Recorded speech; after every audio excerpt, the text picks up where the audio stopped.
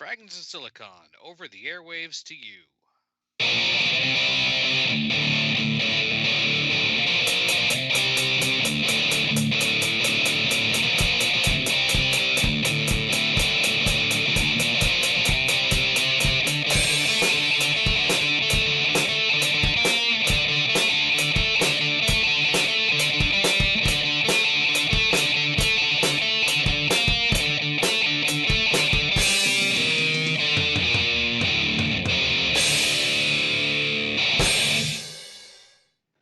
All right, welcome to another installment of Fragments of Silicon. I'm your host, Adam. Joining me, as always, is the regular crew. Let's get to the news. Twilight, why don't you start us off this week? All right.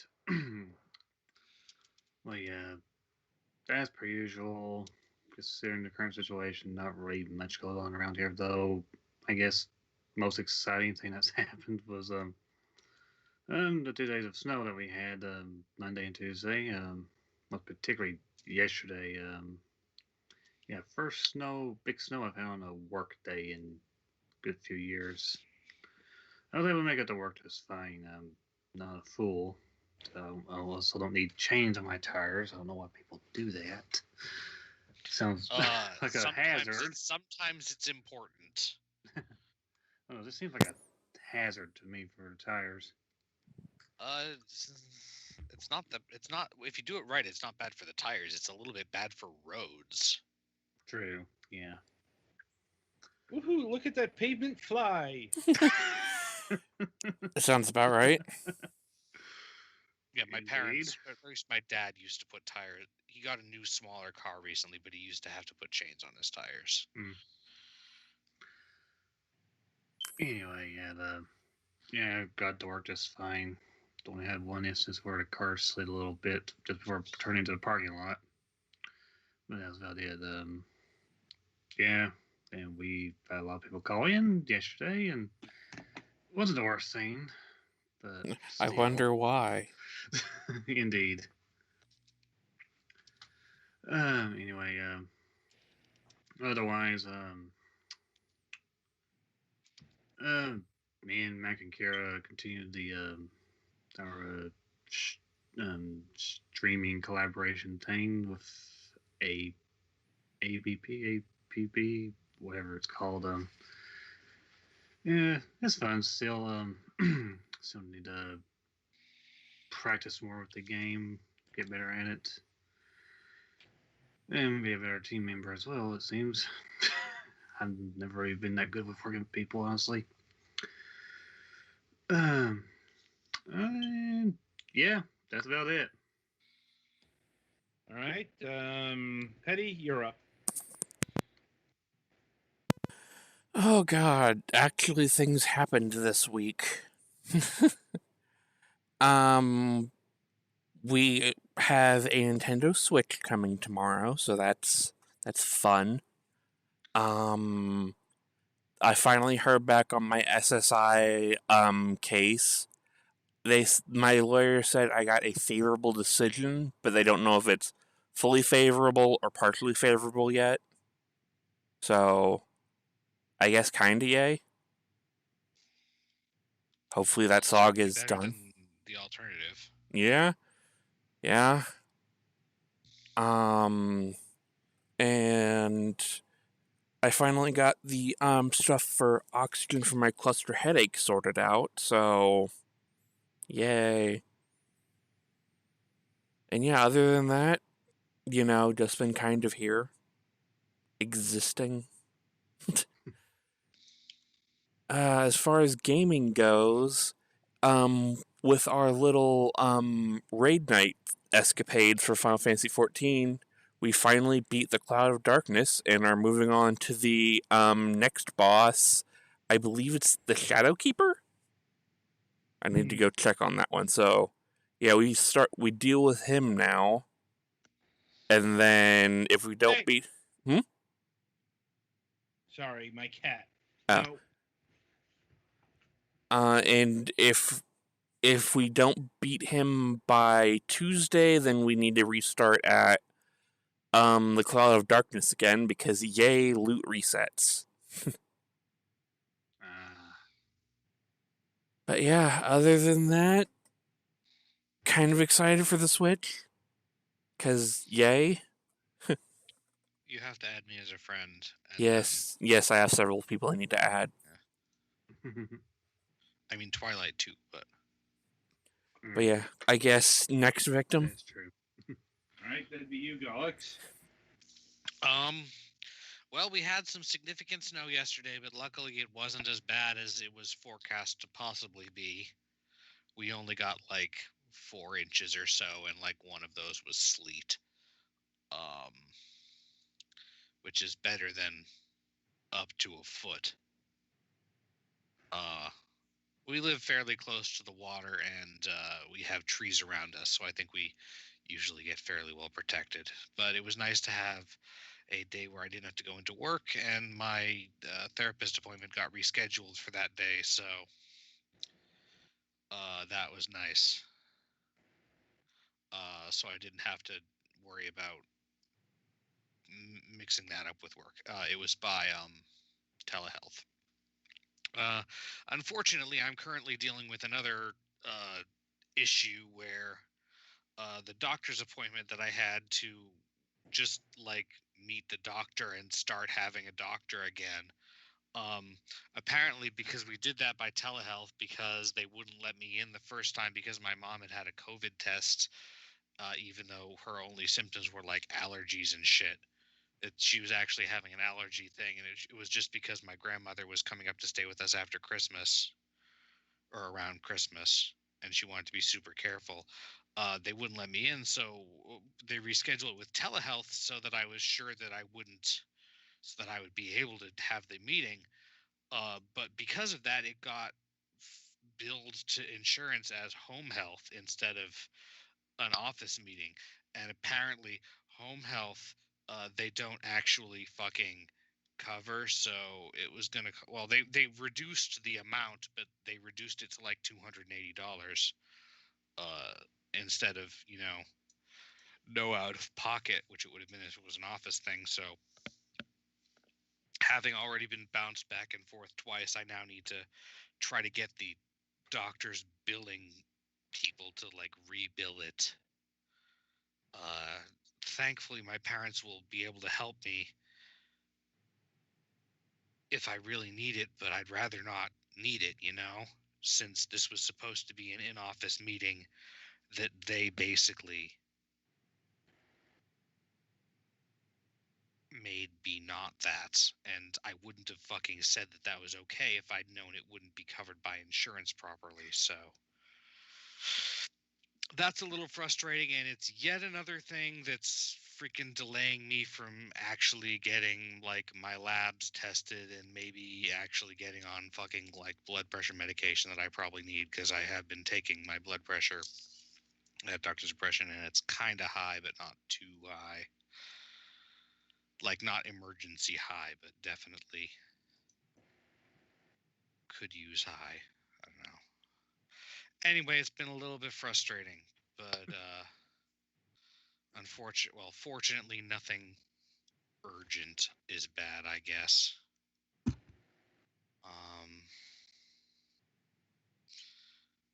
and I think that's about it.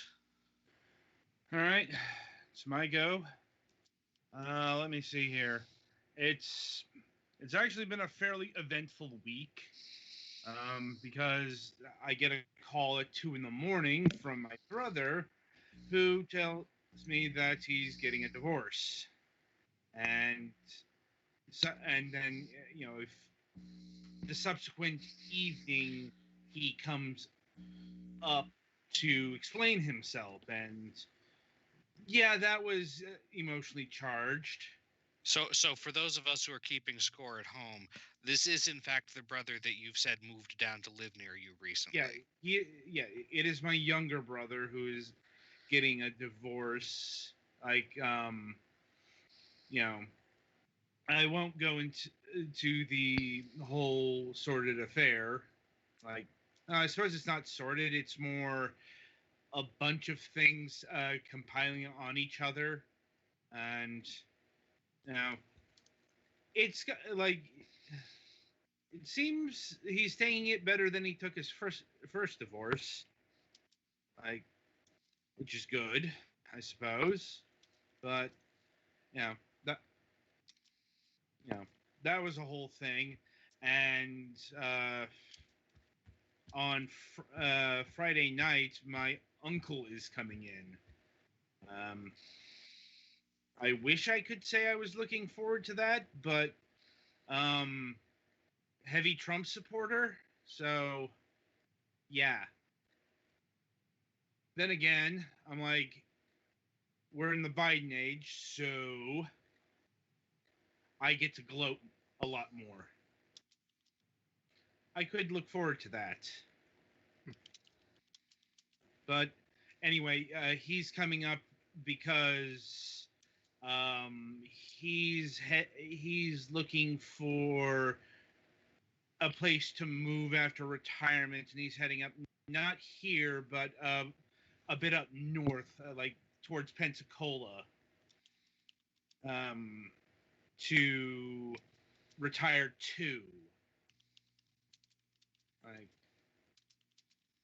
so the thing is, I'm not gonna see him all that much. He and his wife are gonna be here Friday night. You're gonna be gone Saturday, and then they leave early Sunday morning because got to get back before the work week. So, just a lot of dealing with family this week. So that's been my week, past and future. And tomorrow I gotta do some cleaning. So fairly busy.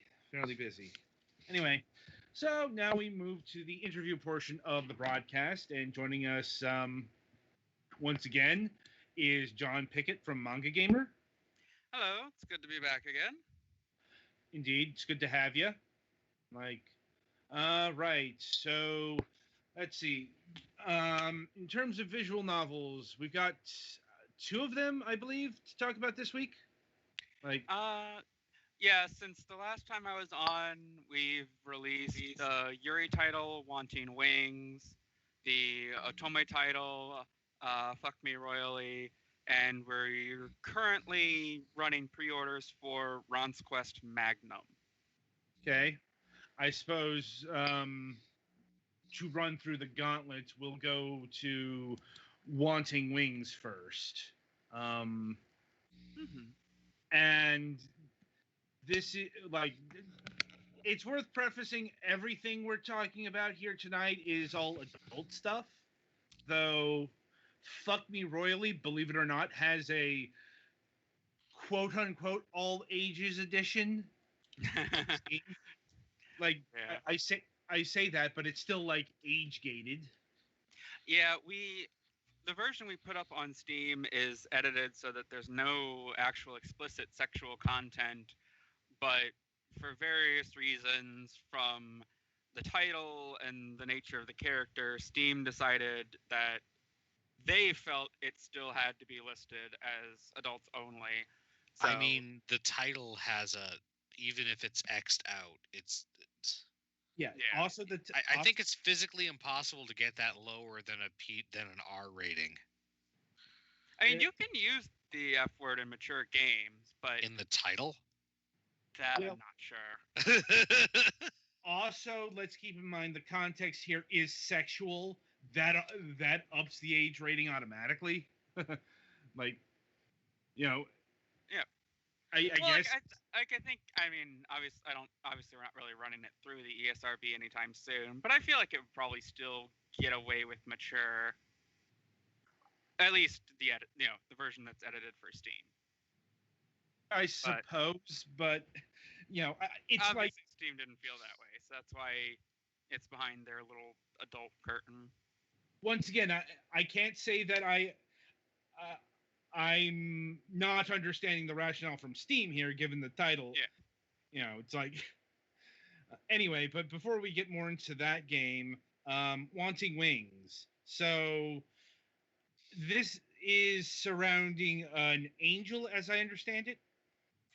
Yeah, so Wanting Wings is a Yuri title. It's developed by Base Sun Light, which is essentially uh, a sister brand of Base Sun, the creators of Koihime Muso. And Wanting Wings, I think, is actually the only title under the brand at the moment. But it is a Yuri game. The three main girls all attend an all-girls school, and while each woman's comes from a different background, different personalities, they all believe that they saw an angel when they were younger. And once they start living together at their school, they each sort of on their own start to suspect that one of the others might be the person that they thought was the angel they saw when they were younger. So that's sort of the basic premise and basic story for what's going on here with these three girls.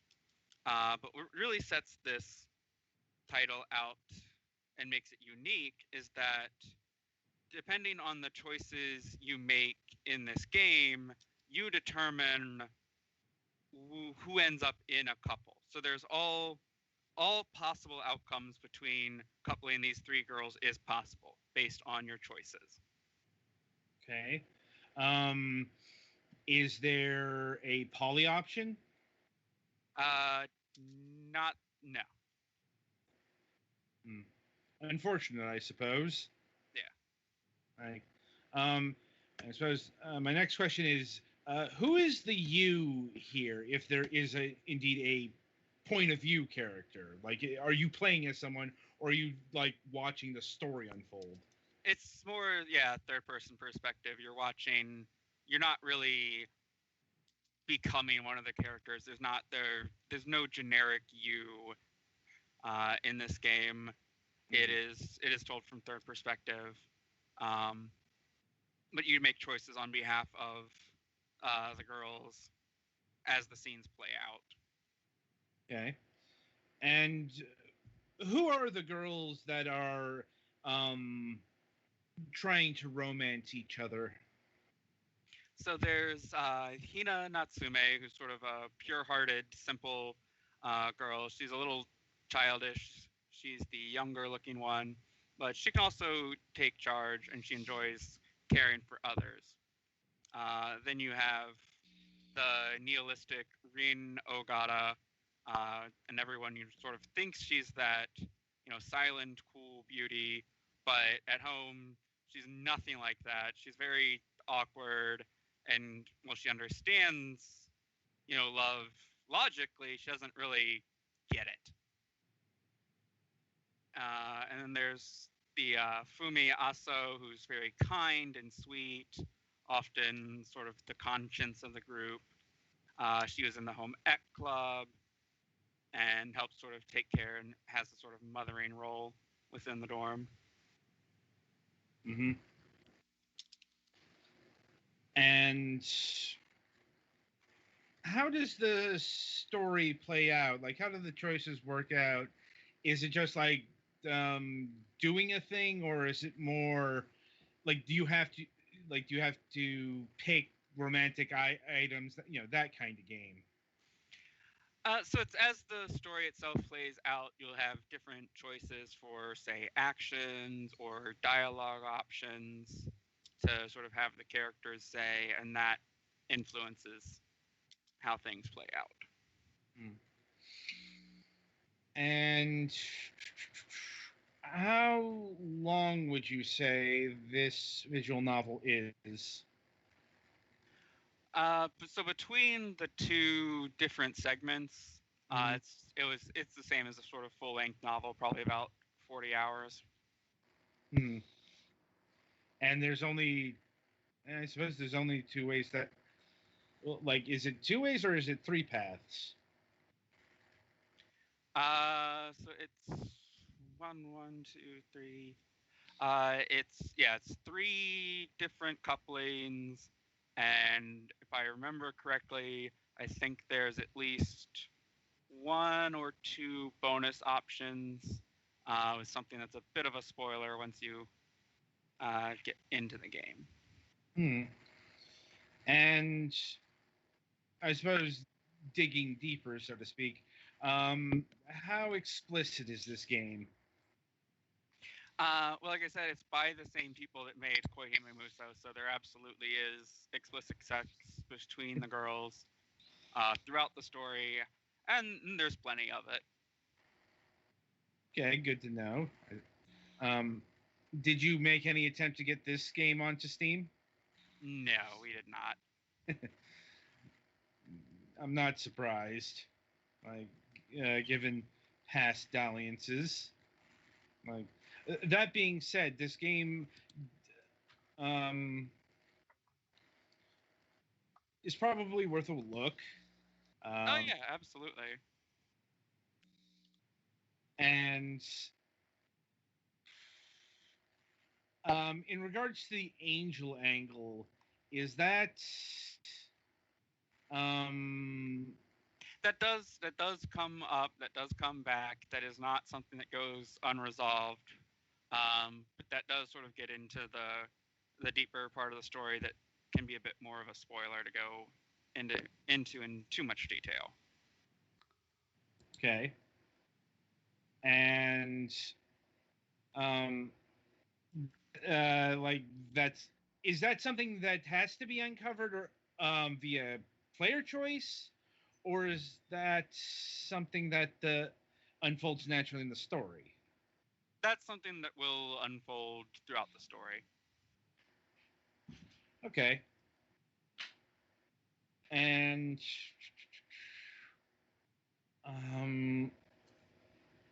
like,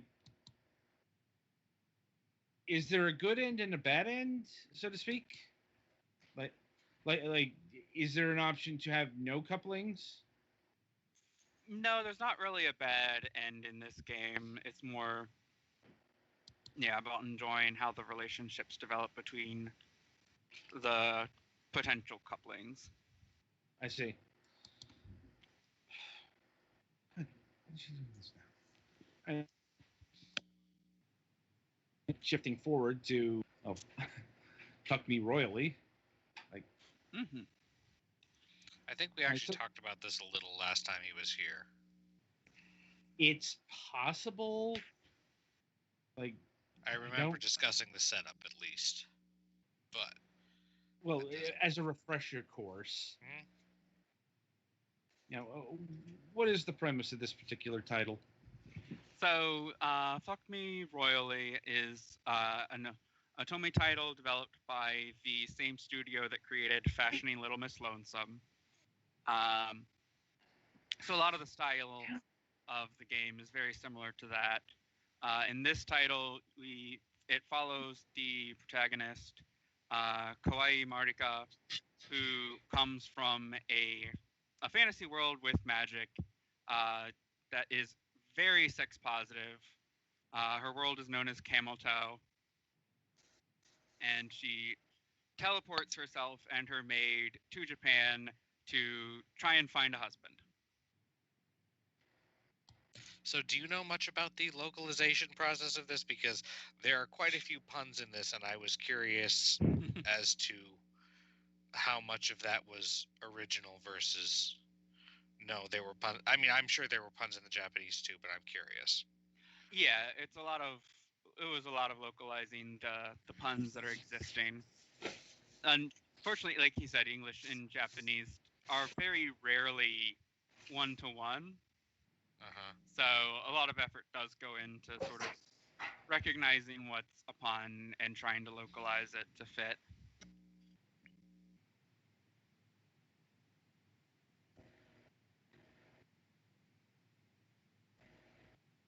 Adam, you there? Yeah. Okay. Sorry, I got quiet, so I wasn't sure. Anyway, so what exactly was modified for the Steam version? I mean, basically, so the original Japanese release had, like Fashioning Little Miss Lonesome, it had an adult version and sort of an all ages version. So we basically adapted that for the Steam release. So it doesn't have any of the explicit sex scenes in the Steam version, and there's some minor edits around that for story flow, but otherwise it's essentially the same story, same tale. And you can download a patch on our website to restore the adult content to the Steam version. Mhm. And what's the DLC on Steam? So the DLC for it is it's a bonus story. It includes 5 bonus stories, illustration booklets, things like that.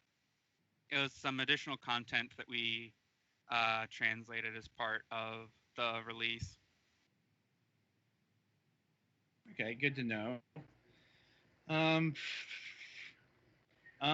In terms of this one, what exactly, what kind of visual novel is this? Is this a, one of the, you got to go to character X and romance them type deals? I mean, it's very similar to Fashioning Little Miss Lonesome. It's a standard visual novel. You play as the character. As the story progresses, you make different choices. Those can lead to a variety of, humorous ends, bad ends, things like that. Eventually, different, and of course, other, real ends with the 2 main male protagonists. And who are the other characters that you could get involved with? I believe there is several scenes with the female maid as well, actually. Yeah, because I remember you mentioning that beforehand. Mm-hmm. And who are the male leads of this horny magical princess tale? Yeah. So there's Agatsuma Kaoru, who invites Marika to live with him. He's sort of level-headed, worrywart, has every few ditzy moments here and there, but he's, tends to be very straight-laced. Some might say prudish. There's also Takai Ryusei, who's the other guy that catches her when he appears. He's a thoughtful, considerate guy that doesn't have any problems talking to women. He, can tell dirty jokes, but he's mostly he's also kind of a dork. Like, well, those are certainly a study in contrasts. Like, I'll be honest, it's kind of hard for me to gauge where that kind of thing would go because, otome titles are not exactly our market, so to speak. Mm-hmm. Or at least, it's not aimed at a male demographic. It's in the title, isn't it? Yeah. But, it sounds like a fair enough romp. Mm-hmm. Like, it's just, this title is something else. Like, yeah. What was the original title of this game? On that note, the original Japanese title was Ohime-sama Datte Echi Shitai, which if you were to try and translate it literally, is basically like even princesses like to fuck. Or or obviously and a little subject drop, but it could be like so you can't tell whether it's like I am or they are or whatever. But it could be like I'm a princess, but I still like to do perverted things. Yeah, exactly. Yeah. Or she's a princess, but anyway. Yeah. Well, I was just wondering, like, if the punniness was in the Japanese. Oh yeah, absolutely. Yeah. Because like the Japanese love their puns and wordplay. Like, and let's see. In terms of routes here, like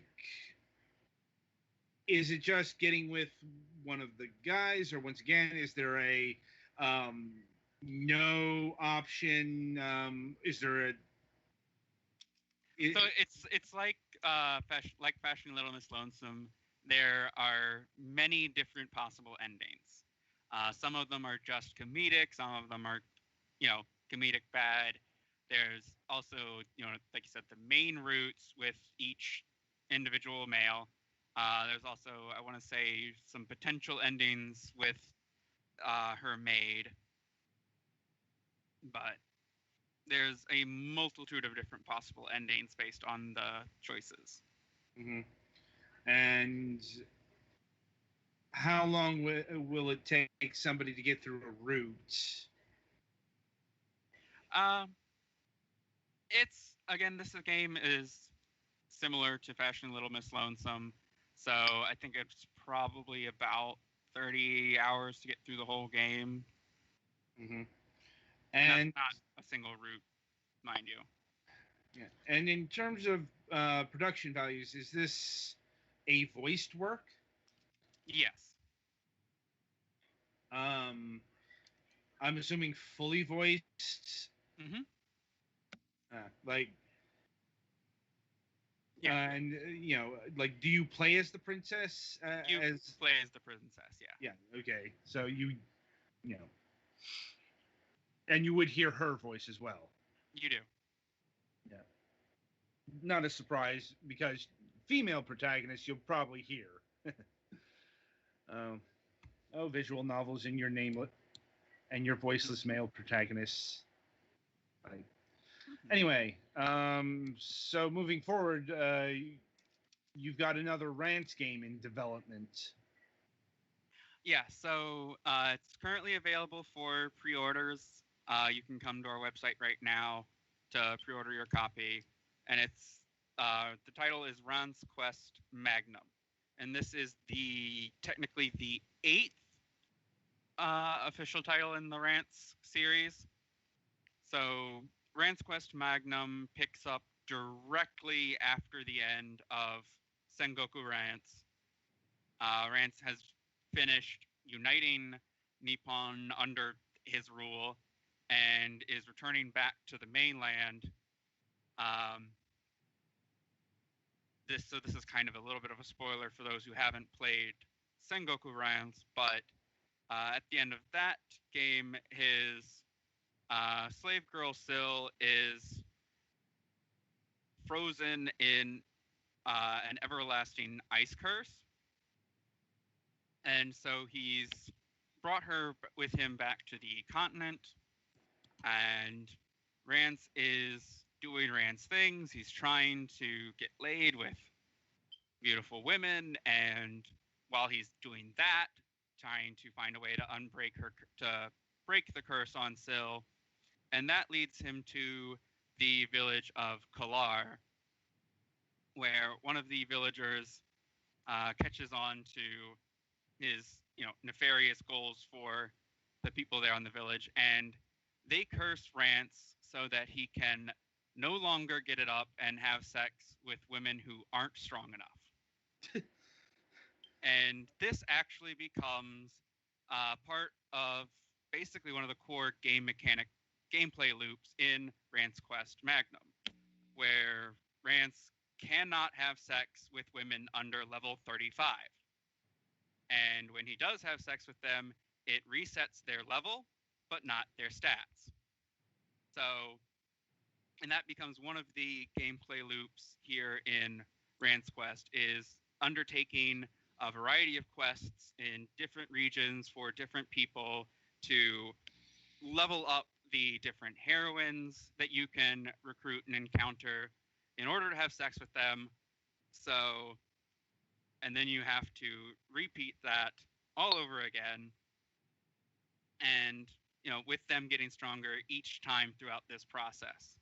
And of course, part of the curse is that if Rance doesn't have sex so often, the curse will prevent him from ever having sex at all. Which is probably a fate worse than death, given this series. Oh yeah, for Rand's that would be a fate where that's not.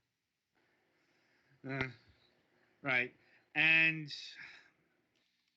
let's see how to frame this. Oh, what's to a veteran of the Rant series? What's going to be new and or different about this particular title?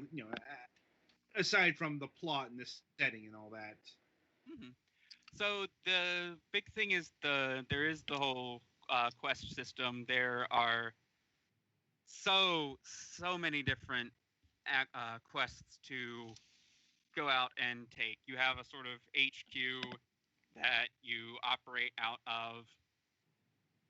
There's 3D maps that are more top-down, similar to a Vinicle rather than, say, Rance 6. But the actual gameplay is still very much turn-based RPG.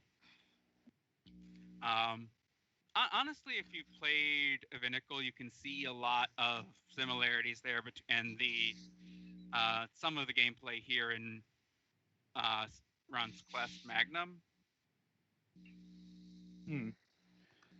And the Magnum in the title, is that a pun? The Magnum is both a pun and it's also an indicator that. So when it was originally released in Japan, there was originally Rance Quest, and then there was the Magnum sort of expansion that included more scenarios and quests and CG and content that was added in later. So that's also an indicator that ours release is the version that contains the full content of both Rance Quest and the Magnum expansion all in one. You see. And when is this title going to be released? It will be released on the 25th of this month. Okay. And anything else that you have upcoming that you wish to talk about at this point in time? So we will be announcing our next title very soon, probably next week. So I would suggest people pay attention to our Twitter feeds, our Facebook feeds to catch the announcement. We also have a sale upcoming very soon. And on Monday the 8th, we will also be releasing Honey Pop 2. That will be available on our store as well. I'm assuming that's an external title? Yeah, that's a third-party title. It's by the same people that made the original Honey Pop, obviously. Right, and what is the Honey Pot 2 about? I think I got an idea based on the name here, but yeah, I mean, if you've played Honey Pop, you know what to expect from Honey Pop 2. Well, I haven't played Honey Pot. I know what a Honey Pot is. Oh, it's Honey Pop. Oh, I've never met someone who hasn't played Honey Pop. It's basically if you take like Candy Crush or Bejeweled and take that like gameplay mechanic and slap dating girls onto it. Okay, it's one of those. Yeah, like that's a fairly old adult offshoot. The adult puzzle game. Like the Kix knockoffs. I haven't actually played them, but I looked them up once because they were included in, I think, a Humble Bundle. That was a bunch of other stuff that's fairly harmless and tongue-in-cheek, it seems like. Right. Yeah. But, or like the falling block puzzles. Yeah, like I said, it's something that's been around for literally decades. Mm-hmm. Makes sense that it would come back in a modern form, though it's probably less heavy on the wallet than Candy Crush is.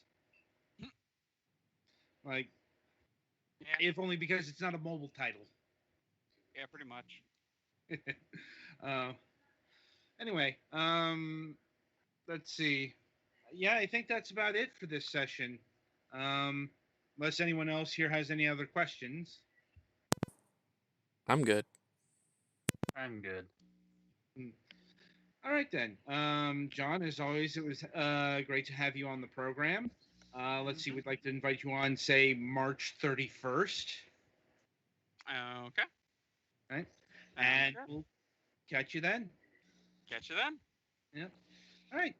As always, be sure to pick up the games we talked about on the MangaGamer store or Steam in one case. Although I imagine it's probably better to just pick that up on MangaGamer as well, since it's got the full features, let's say, on that store. Though you can get the adult patch as well. But anyway, a Petty Fan plays to the next segment.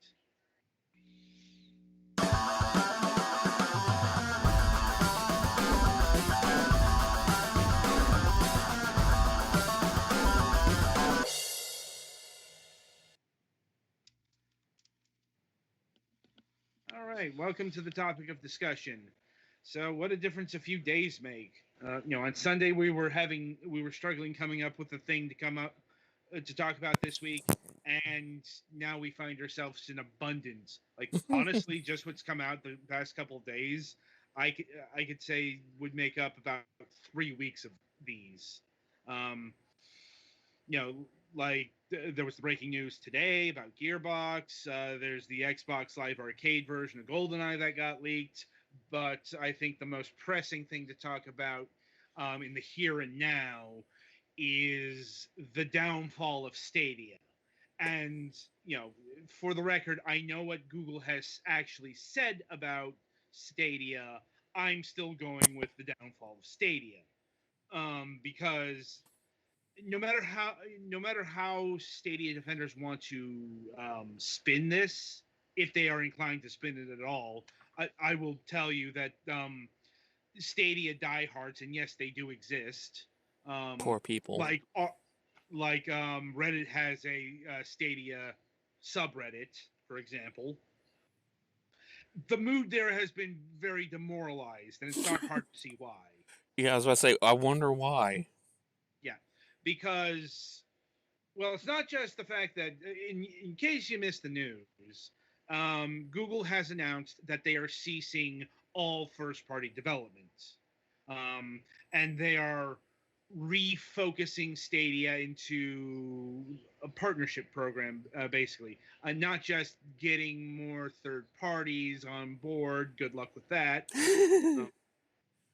But also like licensing the technology out, like what Nvidia does with GeForce, I think.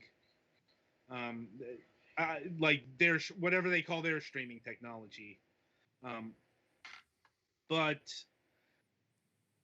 it's like, even if you want to call this going forward Stadia 2.0, the original mission statement of Stadia is kind of done, isn't it? Like, because it's not just a vote of no confidence, but the stories have started flowing out. Or at least, or it might have been in the initial article that mentioned that what the morale was, what the culture, all the stuff behind the scenes was apparently like Amazon, but underfunded. And I suppose that requires some context because this past Sunday, um, news came out about the behind the scenes of Amazon Game Studios and how much of a clusterfuck that's been, and kind of been under the radar for as badly as Amazon has been failing at video games. Um, Indeed, we should probably be touching upon them at some point. Um, but we'll get to them when we get to them, because their struggle is ongoing. Because in spite of all of the drama and storm clouds over that Megacorp's gaming division, Amazon is apparently still sticking to their gun. Like their incoming CEO is apparently still dedicated to video games. Like, okay, good luck with that, because like Amazon Game Studios has been a debacle. A whole bunch of cancellations, a whole bunch of released failures, that did so badly that they got taken off the market and scrapped.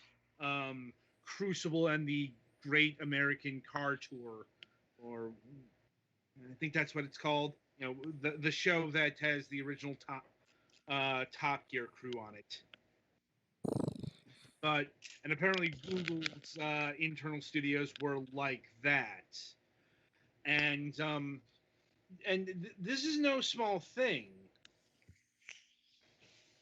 because if you remember, when Google announced its first-party development studio, or at least the LA development studio, Montreal was something they purchased.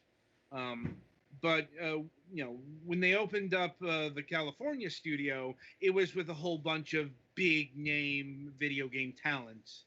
Like Jade Raymond comes to mind, and some others, and now that this is kind of tumbling down, they're either being shifted to other positions at Google, or they're being shown the door. About 150 people are losing their jobs over this. So this is why you probably shouldn't gloat about Stadia collapsing like this, because there is real damage that's been had, in the sense that a whole bunch of people's livelihoods is either in jeopardy or is in no more. Like, then again, like, I'm sure some of the the bigger talent there will be able to find other positions at other companies. And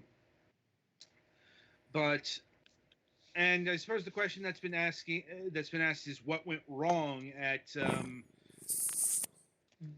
Google Stadia. It's more a question of what went right. Mm-hmm. Because this isn't our first talk of Stadia.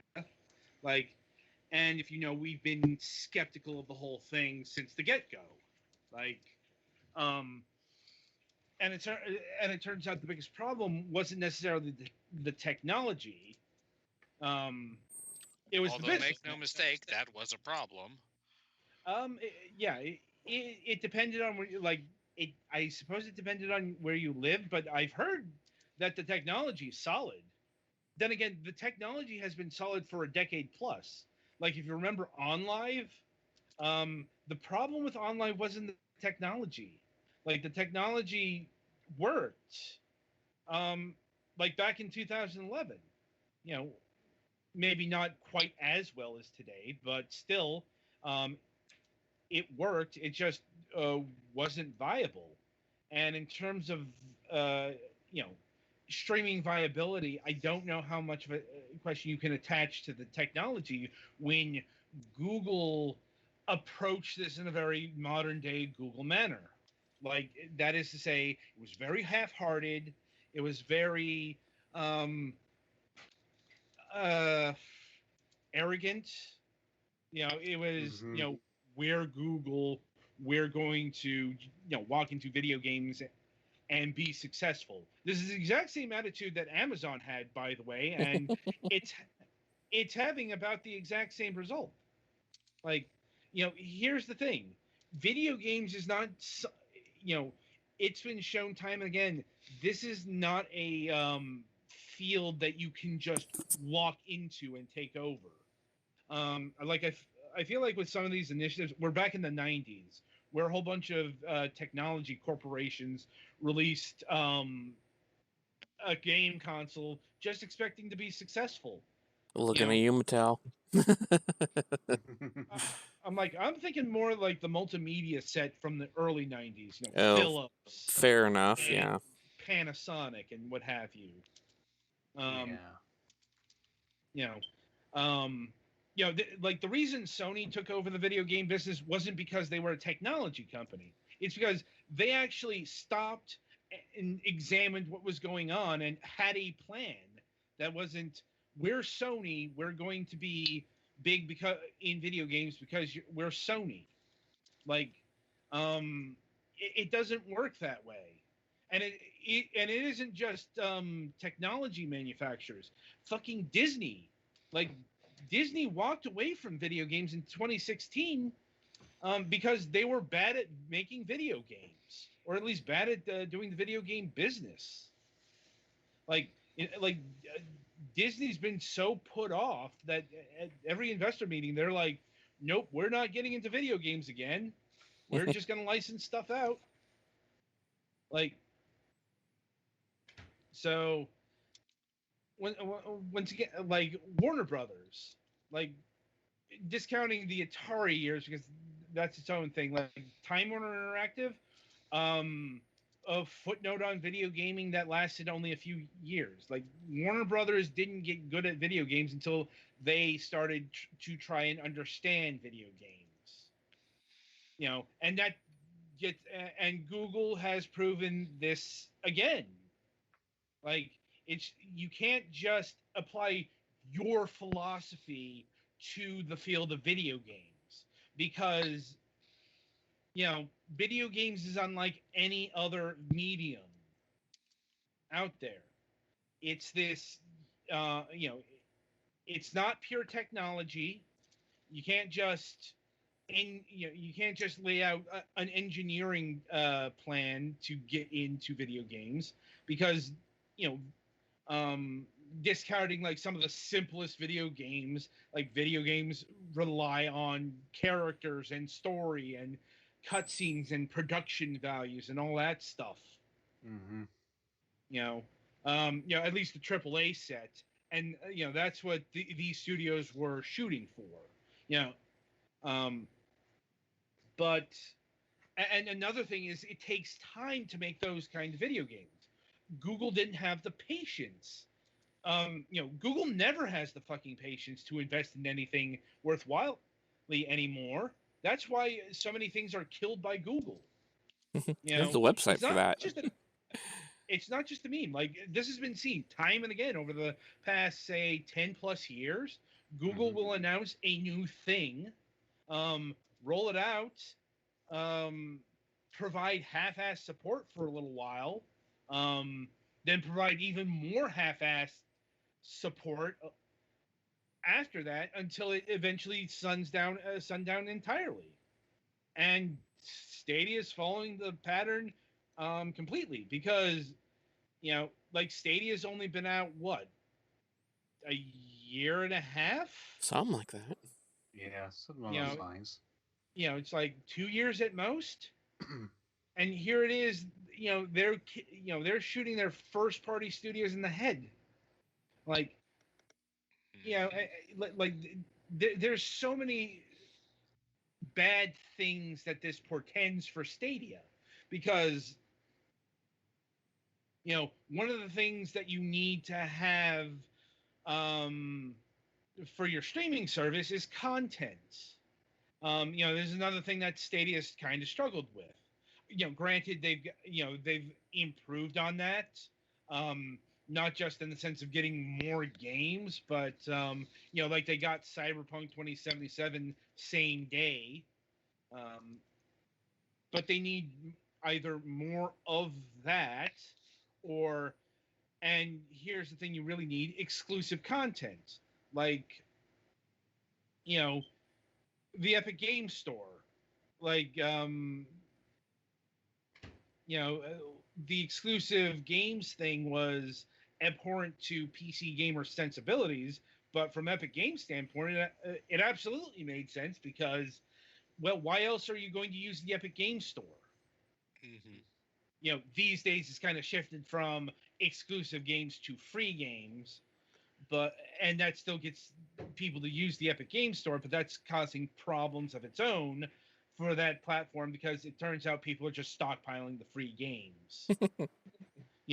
Like Epic Games just published their yearly data of usage, and the numbers are actually pretty fucking bad in terms of money spent. Like the growth is flat.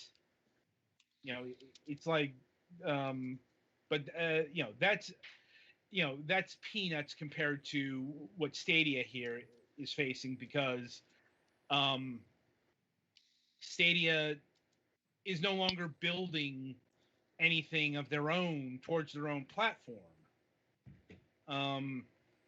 Because they found out it takes like 3 to 4 years to build a properly like $70-100 million AAA first party title, and Google had established their main development studio as the service was launching. Like, now, as far as their Montreal division, that was the former Typhoon Studios, which they purported, like they presented themselves as a AAA studio. They were not a AAA studio. I'm sorry, because they actually released a game, not for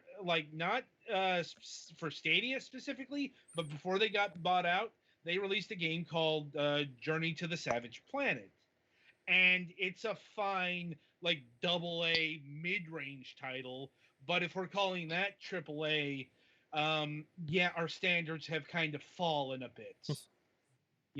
Once again, it's no disservice to them, but their first project was, an indie game, a well-funded indie game studio, sure, but it was still, like it was put out by 505 Games, which is, once again, they're a mid-range publisher at best. So it's not surprising. By the way, the head of that studio was that same guy some months ago who talked about the whole, streamers should be paying us the privilege of. Yeah, it was that guy. The one who we'd laugh out of a room. Yes. And who is now presumably out of a job. God, that sucks. Yeah. Or at least he's out of his narrative director position at Google. Like, sometimes appropriate things happen to the appropriate people. But, once again, unfortunately, the studio itself is going to be closed, and, the people are going to be scattered to the four winds. Like, and, once again, like, with the demise of these studios goes any sort of desire, it's like to use Stadia, because one of the fundamental problems with Stadia is, who is this for? Mm-hmm. And that's still a question that has no fucking answer, because power users, guess what? They already have like consoles or beefy PCs. And apparently there are people who do like playing Destiny 2 on their fucking phone. Like, oh, good Lord. Yeah, like, these people mystify me, but then again, there are so many people who play like PUBG and Fortnite on a phone. And I get that you can have controller attachments. You kind of need to have controller attachments for those games because, with crossplay, touchscreeners are get annihilated against people who use a controller. I wonder why.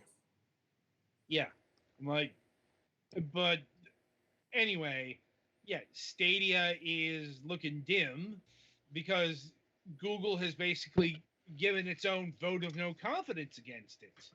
So even if you're like a believer in the project, like, Google itself has tapped out because it doesn't want to commit the time, the money, and the resources to actually being successful. It turns out it requires a lot more than what Google was willing to invest. Mm-hmm. And that's bad because how is Google supposed to get third-party companies invested in Stadia now? Mm-hmm. The answer is money. Yeah. Like, you know, like apparently Google spent like maybe I've heard like 30 million to get like Cyberpunk onto the store. Um, you know, and like that's 30 million that um isn't going to pay off now. You know, it's like you're like once again, even with third party arrangements, um, third party publishing, if they're going to, because they've done that, like they published some third party titles, like the service launched with a game called what was it, Guilt with a Something like Y, that.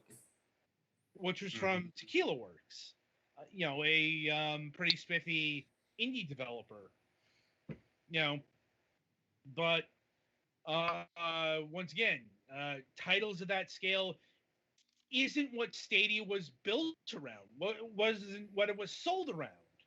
Like, you know, nothing against indie titles, but if you remember all of the Google advertising, um, it was around being able to stream big AAA, you know, computer melting games from anywhere onto any device. And once again, to get those, especially to get those exclusively, requires money. And it seems very less likely that Google is going to invest in that. So my prediction, Stadia's probably got at most 2 years left. And I'm being generous on that. Mm-hmm. Like, I'm personally expecting next year at this time, we're probably going to be talking about the final death of Stadia.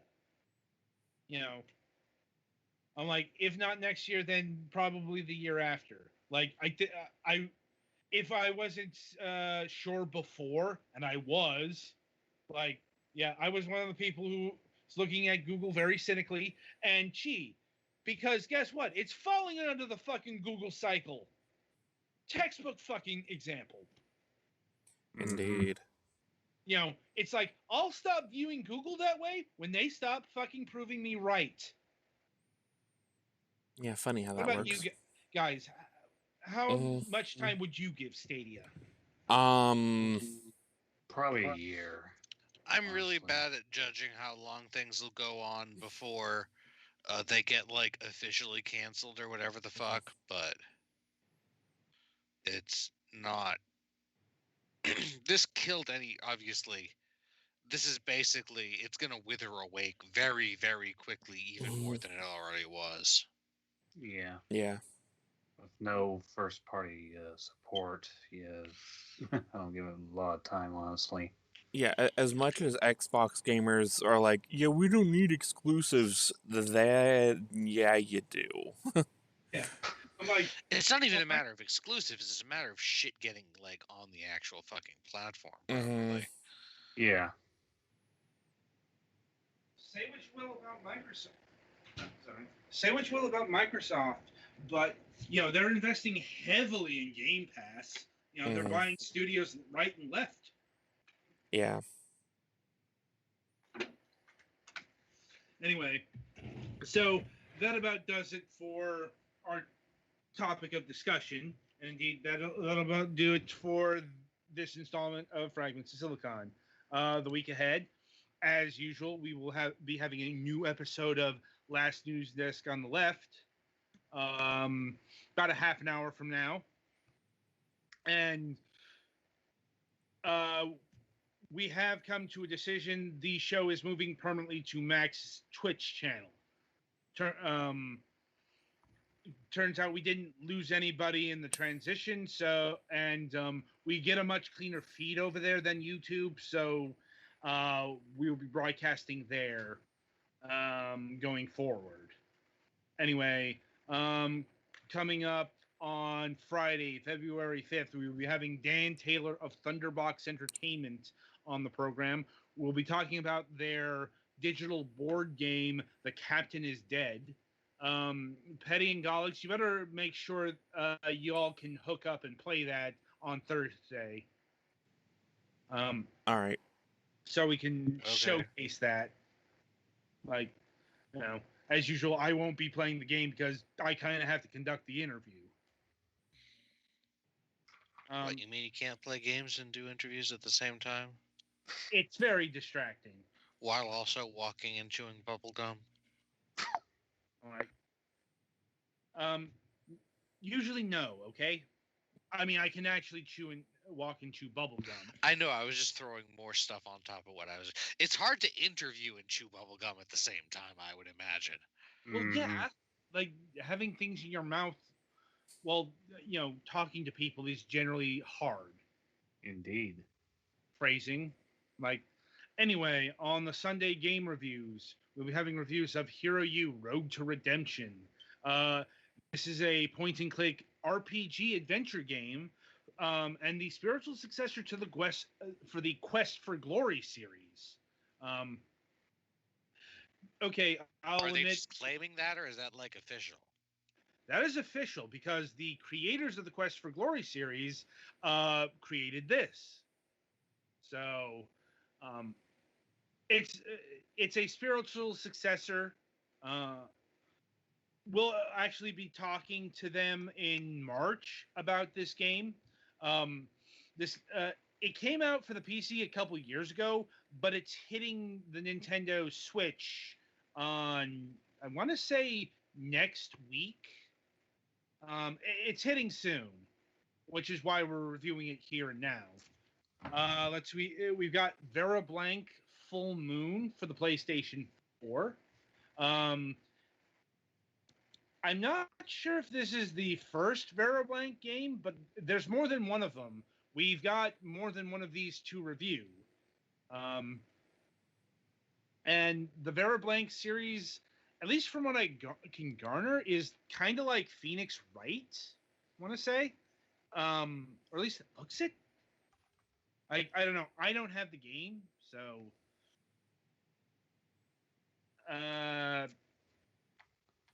Anyway, more on that on Sunday. The Last Dead End on Nintendo Switch. Which I'm trying to remember what is. Sorry. This is what, like, we've been getting a lot of games lately, so kind of forget, you know, I'll know on Sunday. And Billion Beat, which is another cartoony boxer game. Mm-hmm. Gave that to Twilight since he liked the last one so much. Like, so hopefully that works out well for him. And so far. good to hear. And okay, yeah, here we go. The Last Dead End is a adventure game with elements of FPS and horror. Like, and yeah, that's what's coming up on the Sunday game reviews. As usual, if you liked what you heard tonight, be sure to subscribe and hit the notification bell, and be sure to tune in, you know, in a little bit for our politics show. Till then, I shall wish you good gaming.